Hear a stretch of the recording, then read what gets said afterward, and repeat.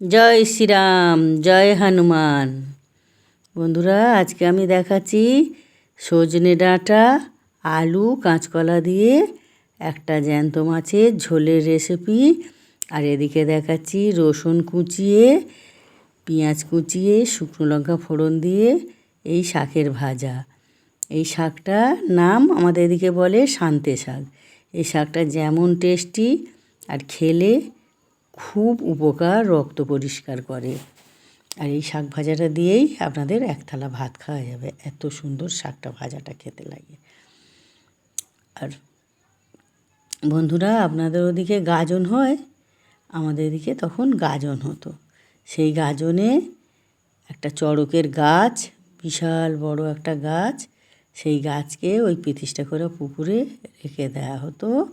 আর সেই গাছ তুলে চড়কের দিনে পুঁতে ওপরে দোলনার মতো বেঁধে ঘুরপাক খেত, আর নিচে গাজন হতো। ছেলেরা সব মেয়ে সেজে গাজন যাত্রা করত। এই দেখুন জ্যান্ত মাছের ঝোল, একদম জিরে বাটা, শুকনো লঙ্কা আর জিরে ফোড়ন দিয়ে বানানো, খুব সুন্দর খেতে, টেস্টি এই ঝোলটা। দেখছেন বন্ধুরা? আর ওদিকে শাক ভাজাটাও হয়ে এসেছে। দেখুন শাক ভাজাটা, ওই যে শুকনো লঙ্কার ফোড়ন দিয়েছিলাম, সেই লঙ্কাগুলো দেখা যাচ্ছে। দেখুন শাক ভাজাটাও হয়ে এসেছে। নামিয়ে নেব, ধিমে আঁচে করতে হবে। এই দেখুন, আমি ঠাকুর ঘরে সব সময় লাল জিনিস ব্যবহার করি।